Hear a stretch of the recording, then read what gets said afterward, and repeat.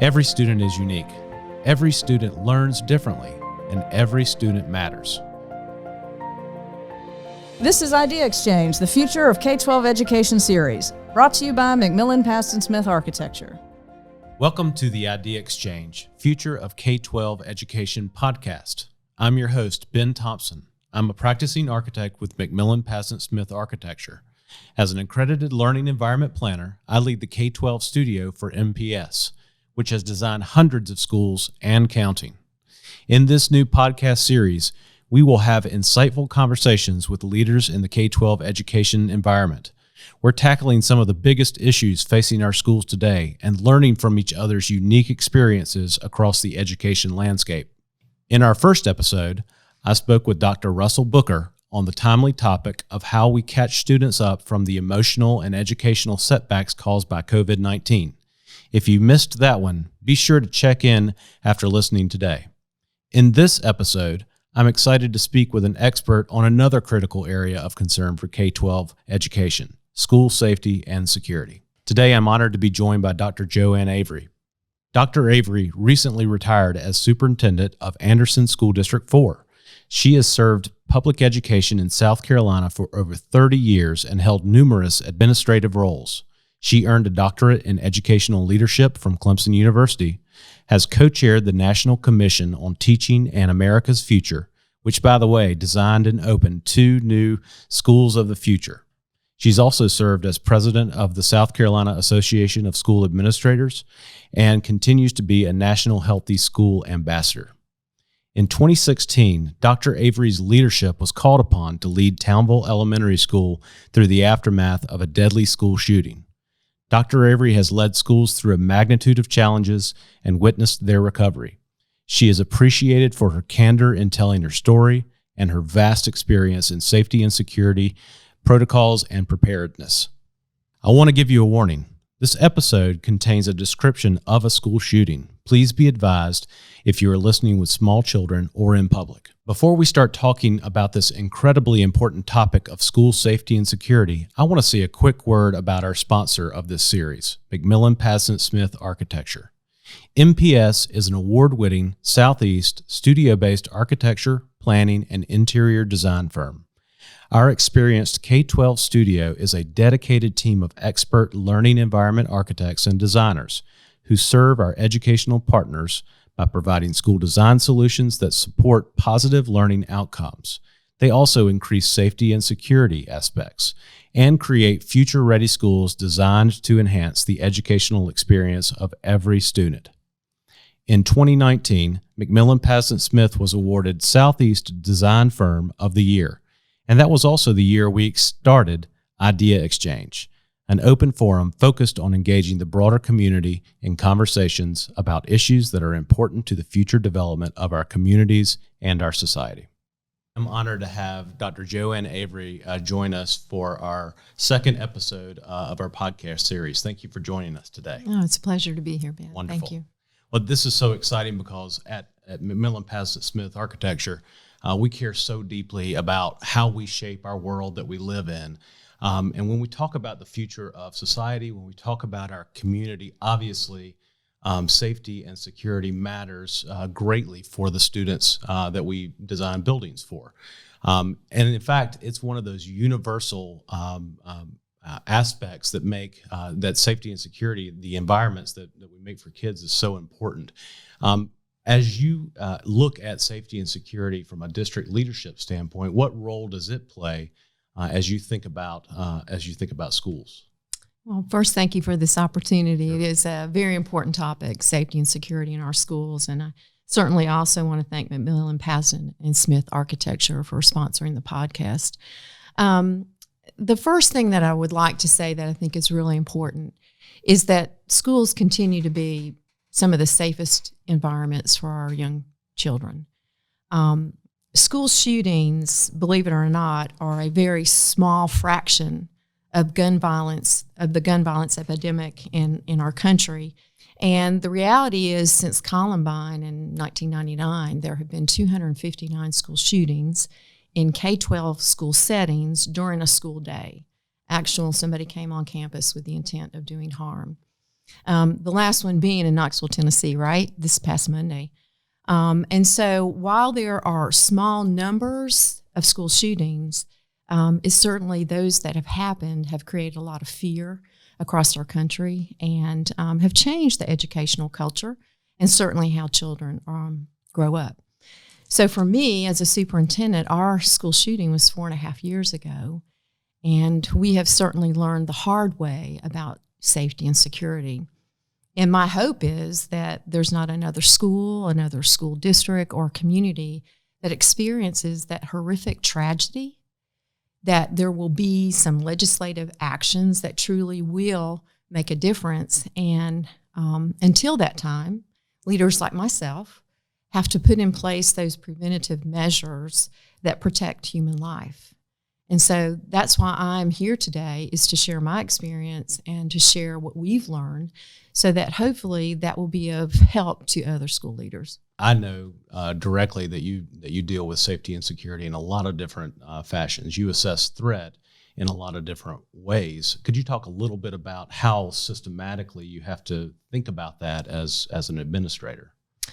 Well, I would probably answer with a resource. I do think the AASA, which is the Superintendent's Association, has put out a wonderful document called the ABCs of School Safety.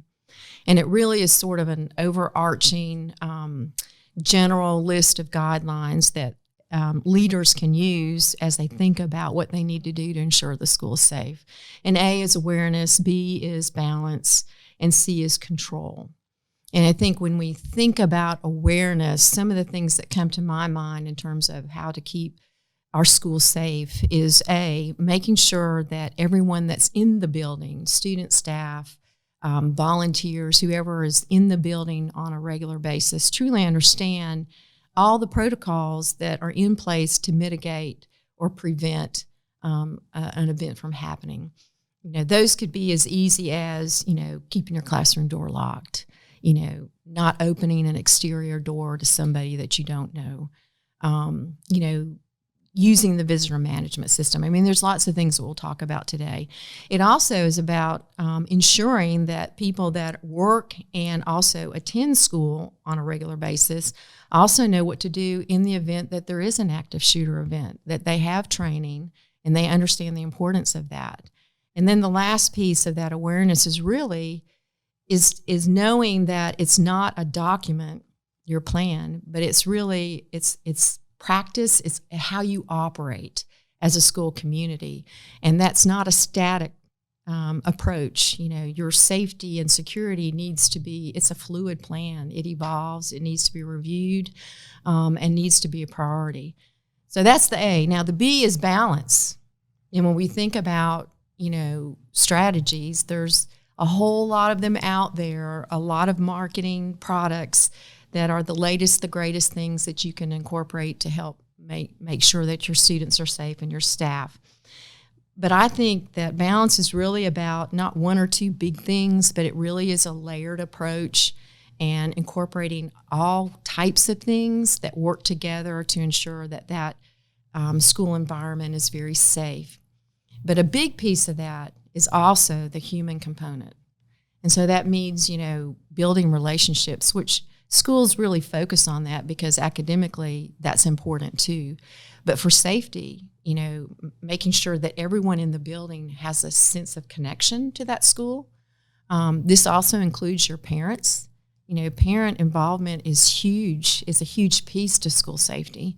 And then finally, having some sort of a system in place where if there are concerns about safety or threats, that there is a process that everybody knows that's in place and they feel comfortable in reporting. And then the last piece, generally speaking, is really about control of your environment, which is very important.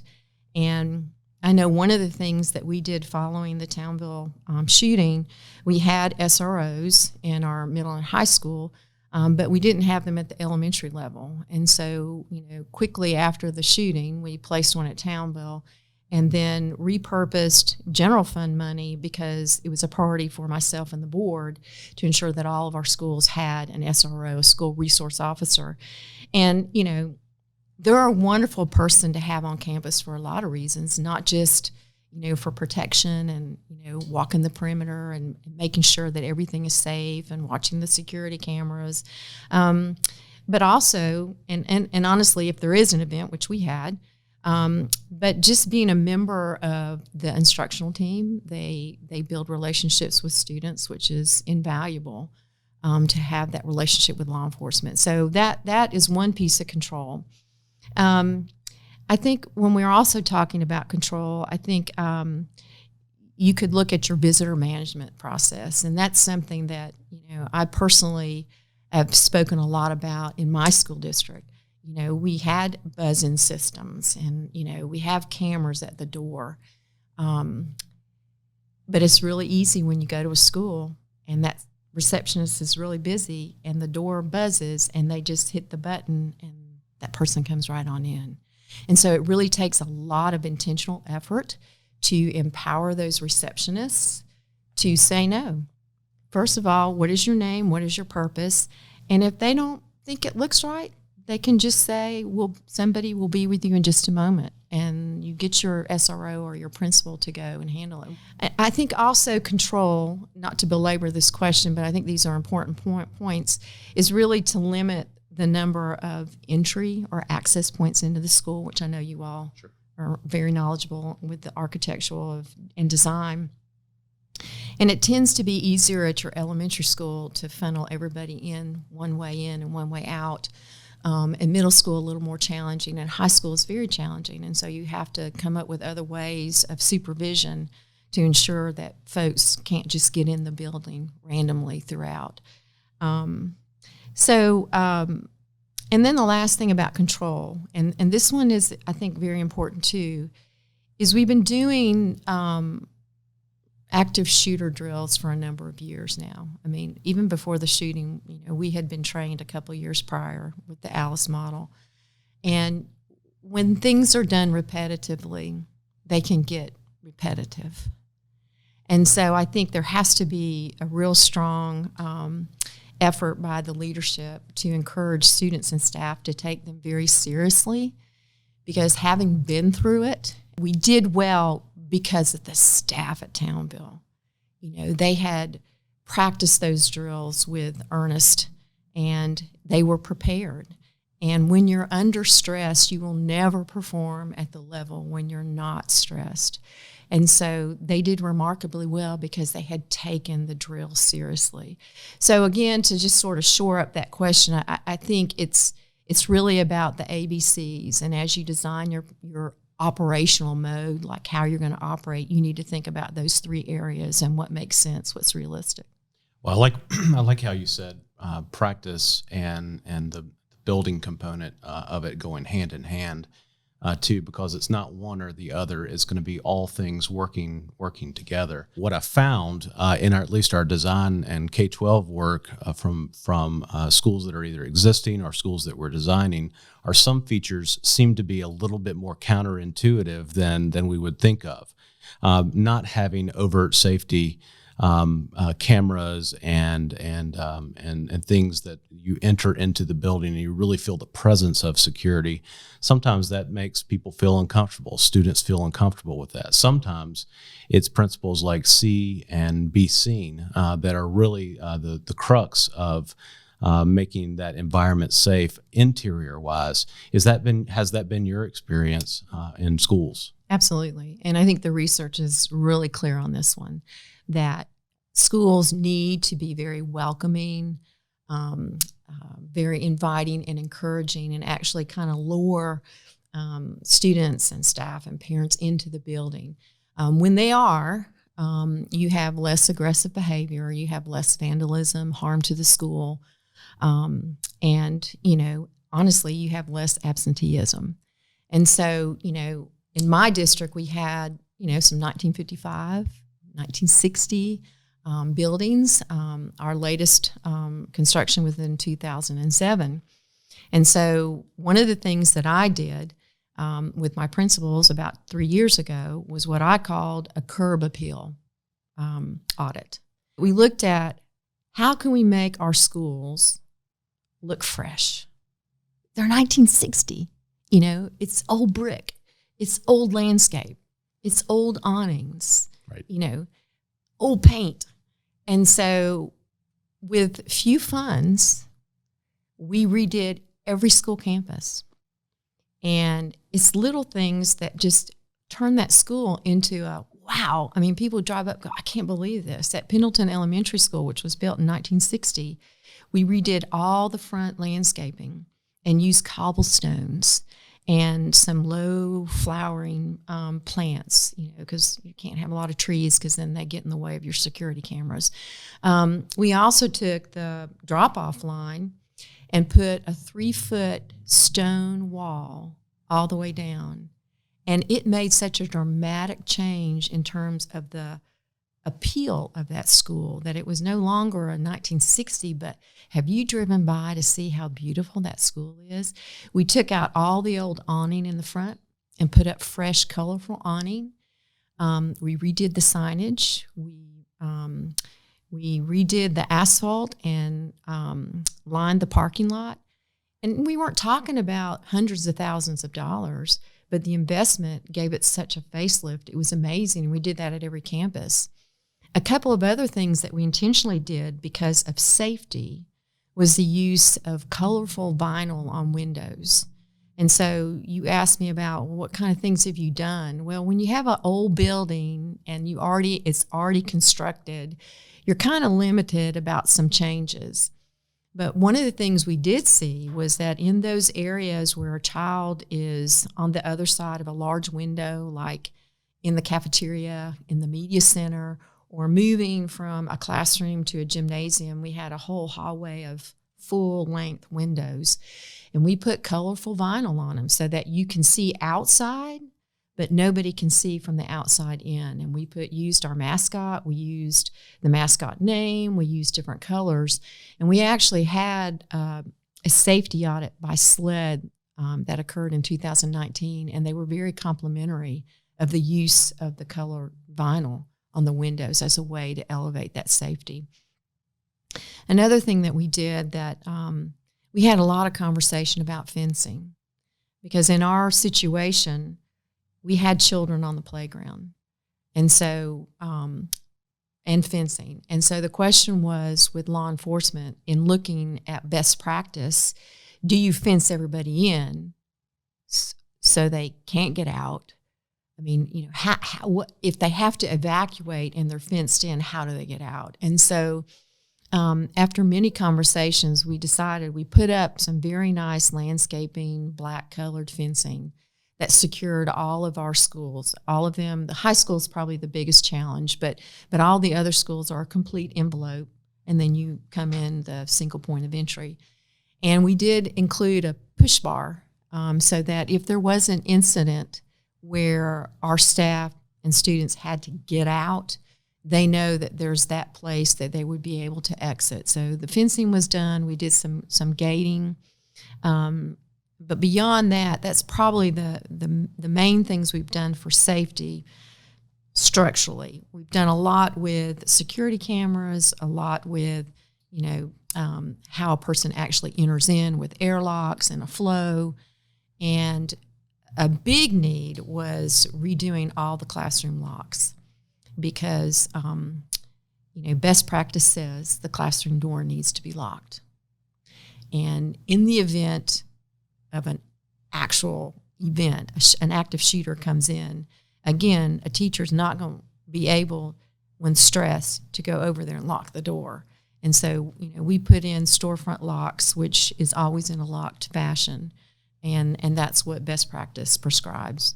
Right. That's that balance point that I think is just so very important. And maybe most that don't deal with this day in and day out see that balance as such a hindrance. But it really is for all the styles of buildings that you mentioned, whether they be 60s buildings all the way up to new buildings. You approach that differently. One of the things that we talk about from a design standpoint, you've mentioned several of them already, is crime prevention through environmental design, and that's SEPTED principles, that curb appeal that your community experienced by the renourishment of those schools.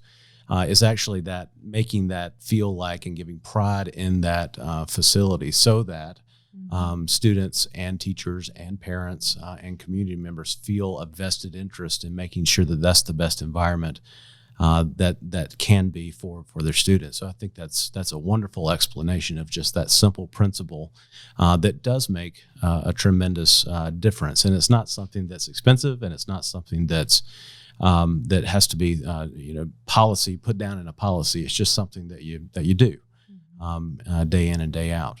Were there any other, for some of the listeners, they may not know about Townville Elementary School. They may not know about the experience. What are some of the key elements of that event? Well, it was just a normal school day. And the principal was busy doing SLOs, student learning objectives, with teachers. And she had one meeting right after the other. And it was in between a break. She was waiting on the next teacher to come in, and she had looked out, and as with typical with elementary, the car line starts, forming early. Right. And on that day, she looked out, and the same people that get there early were lining up. And probably 4 or 5 miles away, there was a young man, 14 at the time, who had been expelled from a neighboring school district for bringing a machete and a hatchet to school back in January. Our school shooting was September 28th, 2016. He had gone through DJJ and had been released to his parents, and he was currently being homeschooled. And on that day, and a lot of this was in the court hearing, so it's public information now, he had become very friendly with some groups on the dark web, and that had common interests in doing harm and gun violence, and had a plan. And on that day, that plan included murdering his father, stealing his truck, and taking a gun from the side table and heading to the school. He got onto the school campus around 1:41, drove down backwards the bus ramp. We had just opened the gate for the buses to come because dismissal was coming around 2:20, 2:30. And within 12 seconds, it was that fast. And that's been my experience in just studying on the topic, that typically they happen pretty quickly. And so he sped around the back of the school. And at Townville, it was 2 floors, and the bottom floor were our 4K, 5K, and first grade. And the first graders were, there were 2 classrooms, and they were exiting to go to recess, but also celebrating one of their friends' birthdays. And so one class was already on the playground, and the other class was a little bit late because they had to go get the cupcakes from the front office. And so as they were exiting, the teacher was handing a cupcake to each student, and that's when the gunman came around, jumped out of the truck. The truck kept going straight towards the recess, fence around the recess, and just began shooting at the first grade classroom door, which was open and kids were leaving. The teacher was amazing. She, within a second, had enough wherewithal to know to shut the door and to alert other people in the building that there was an active shooter. And then, of course, the school responded with everybody going in lockdown and first aid coming down, because they realized within a very short amount of seconds when they pulled the door that he had, in fact, shot 2 students they were aware of at the time and the teacher. And so it's a rural school, and that was one of the reasons why this gunman chose Townville. He had been a former student from 5K through 5th grade, and actually an excellent student, involved in archery, all kinds of things. Never any issues with bullying or anything like that. There's no record of that. But he came back, as a couple of years later, with the intent of killing 50 or 60 kids, and had a plan to get in, take a teacher's keys and be able to move through the school because he knew what the lockdown looked like. But that didn't happen. When he saw that the door shut, he then turned his gun onto the playground and started shooting at the 20-some children that were on the playground at the time who were being supervised by a substitute. And that's another important point that I always talk about in sharing the story. They're important to make sure that they are trained as well. And on that day, those students were being supervised by an amazing substitute. Within a few seconds, the gun jammed, and he threw the gun on the ground. And so the students were directed by the substitute to go around to the side of the building and access the exterior door. And there were two employees on the inside that allowed the students in, and everyone went into lockdown. And so, that happened, as you can imagine, within the first minute or two, but it was at least 12, 13 minutes before anybody got there. And he was, just walking back and forth at that exterior door, which the principal could see, and she'd asked a teacher to monitor him because he had a backpack. They didn't know if he had any bombs or other guns or, what was going on. And so it was extremely scary and tragic moment, and just, to be waiting for help, and it just wasn't coming. And so the school reached out to two of our volunteer firemen. Those partnerships make a big difference. And so they came to the school, and one of them apprehended the shooter, and the other one went in to assist the school nurse and others with the medical care for those that had been wounded. And then shortly after their arrival, law enforcement, came. Wow, such a difficult day, such a horrible incident.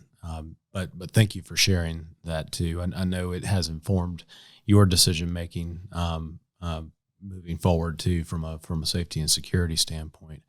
I think a lot of folks wonder, what might be the best way to start. If administrators, if policymakers are really looking at safety and security from an overall standpoint, and not knowing where to begin, where do you start? And I ask that because you've mentioned a few of them. Getting your first responders to be active participants in the decision-making process, to talk about things like that. Can you talk a little bit about how we should come together to really address the issue? Well, I strongly believe in partnerships. I think it makes a world of difference in good times and in tragedy. And, in this situation, we clearly saw that those meaningful partnerships with, our first responders and our pastoral community were huge. We couldn't have honestly recovered as well as we have without those partnerships, and even handled the situation when it unveiled. I mean, that having had those strong relationships with the volunteer fire department, that was huge that day. But it's been huge every day, even outside the event. So I strongly believe that you've got to bring in your law enforcement, your first responders. I mean, there's lots of different groups that I think help create a positive, healthy social environment, and I think we're going to talk about that. So I won't go into all of the things that I would do, but in terms of 4 years out and what we learned, there's no question that, on the front end of bringing folks in and learning how you can work together to create a safe community for everyone that's going to be in that community, that school community, is an absolute must. Great. Well, talk a little bit about that social environment. How does that impact the safety and security aspect of a school? Well, it does. It certainly does. And I think there's a lot of things when I think about healthy socialization that add to those layers of safety. And the first one, I think most people would say, is you've got to have a bully prevention program, and we know that. It teaches our children that bullying is zero tolerance. If you're going to bully, there's going to be consequences. And if you are bullied, we're going to give you support. So, I think most all schools have that, but it really is important because it arms our kids with an understanding of not just what's right or wrong, but also not to be a bystander when somebody is being bullied, and that there's a way that you can respond and actually, involve your teacher and school leaders. I think it also, again, goes back to good partnerships. I've seen mentoring programs in my 31 years, but I've not ever seen such a strong mentoring program as there is at Townville.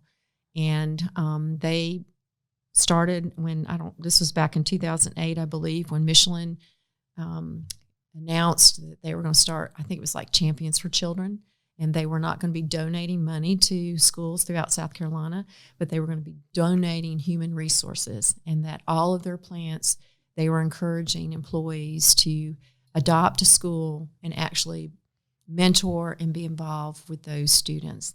And the plant in Sandy Springs has done that and still is doing that. And it's more than a caring adult coming in and being, somebody special for a child that may have a lot going on at home or may need that academic assistance. This is a whole nother level. Like, these mentors are partners with the school. They come to all large events. They're active volunteers. They work the carnivals. They're there when they have their turkey trot. They're there on awards day. I mean, it really, to me, brings a whole nother level of what we would consider community involvement.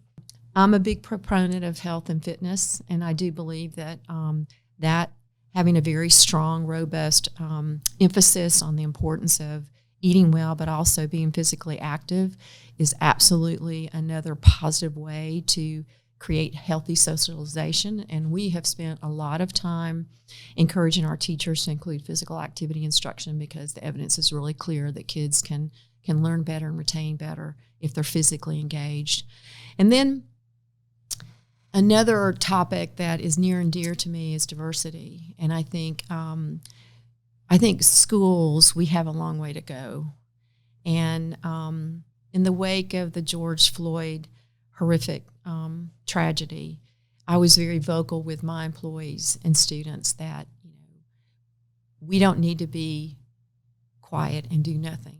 We need to take a closer look at ourselves and our system, and we need to think about what can we do better for diversity, equity, and tolerance. And so I facilitated for 6 months probably of all the task force that I've been involved, this was the most meaningful because it was a very diverse group of parents and students and staff members from all schools and locations that came together to first engage in activities on diversity, to better understand and come up with a common language. And then we began peeling back the layers of who we are and realized we've got a lot of work. And so we put 4 solution teams together, one that looked at recruitment, retention and advancement, another one on communications, one on professional development, and one on programmatic changes, which is curriculum instruction and really club activities. And we finished up at the end of February with recommendations that will be implemented next year that will hopefully over time move us closer to where students and staff really feel like they are respected and appreciated for their uniqueness. It's not about, all these kind of labels we try to place on people, but it's really about, does everyone feel safe and connected and respected and valued? There also are going to be needs, right? You're going to have students that experience trauma, whether it's from a school shooting or mother passing away or, COVID. And so mental health has become a strong part of the support we provide. And then you mentioned it earlier, but having a threat assessment team, we have those in every one of our schools. I am very strong advocate that a student who is at risk for hurting themselves or others and has done something that's expellable should not be expelled and put out in the community. That we need to take the extra step to do what's necessary to ensure that that student gets support so that they are not going to do harm to themselves or others. And we've had one or two situations since 2016 where it could have been another school shooting. And we operated completely different with our partnership with the solicitor's office and the sheriff and mental health. We created a way for that student to move from being expelled straight into the system to where that student could receive a complete assessment, and then, more importantly, court-ordered mental health counseling for him and his family.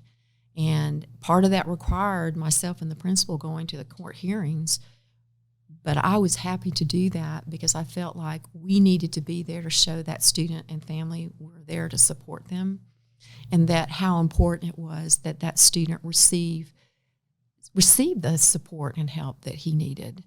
And so, I think all those things work together, and there's many more, but those are the intangible kind of things. They're not your brick and mortar, but they make a difference in ensuring that that school culture feels safe. Absolutely. And so, the way that I would, and listening to that response was the way that I thought about it is that's the thread, the community aspect of a school, because they are the community aspect of a school. For us to maintain that community aspect of the school building, it's all of us that need to be active in that, whether it be safety or security aspects of it. See and be seen. Be partners with your teachers. Be partners with your principals and certainly your school district. And I think if we do that and we get that mentality, that's really where we start to make a difference, so that we don't have to talk about these safety and security events, so that we can really get back to community schools and really active participation from all parties, students, parents, teachers, community members, and certainly staff surrounding the area. Are there any other resources that you could share that people might go to and look at for more and additional information when it comes to safety and security, or some of the aspects that you mentioned today? Yeah, I do think AASA is a great resource. I think the State Department, South Carolina State Department, has a wonderful page on their website with all kinds of safety resources. The U.S. Department of Justice has, a lot of resources, 10 key elements for keeping your schools safe. Get with your law enforcement and have them. We had members of the SWAT team and the sheriff's office go through our schools and help us identify those vulnerable areas. We've added cameras, did fencing, swapped out windows, better flow in the school. All those things really made a powerful difference. I think you need to also have a plan for your central office staff. My focus was to get to the school, and I wasn't thinking about the chaos that was happening at the district office. And so now we have a plan where every person has a job, from responding to the hundreds of calls that came and that poor receptionist was trying to handle them all, to divvying them out.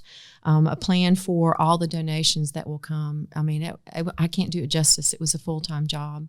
I think you need to think about buses, do you have enough, when you think of your reunification site and you've got to move kids there, will you have enough buses at arrival time and dismissal to be able to get your students there? I also think that you need to make sure that at any second in the day you know who's in your building. That absentee upload of the students coming in and out, teachers, whatever, you know who's in your building at that hot second. I think you also need to ensure that anybody that's in your building on a regular basis knows what to do in the event of an active shooter event. And if they are on the outside of the building, you need to think about, do they have the training and the tools to either move the kids away from the building or bring them back in and do a reverse evacuation? So those would be a few thoughts that I have.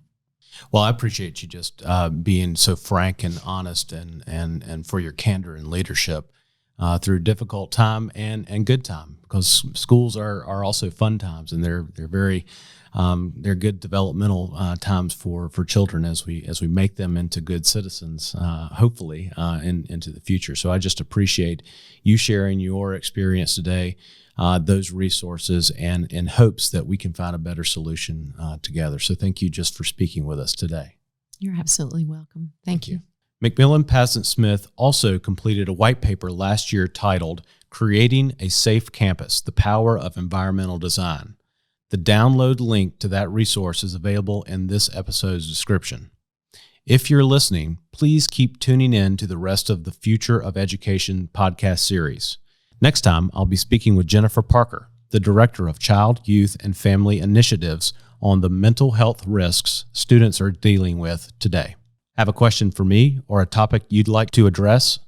Please complete the contact form listed in the episode description. Thanks for tuning in to Idea Exchange, the Future of K-12 Education series. This series is recorded at Bramble Jam Studios in Greenville, South Carolina. Remember to subscribe so you don't miss our next episode.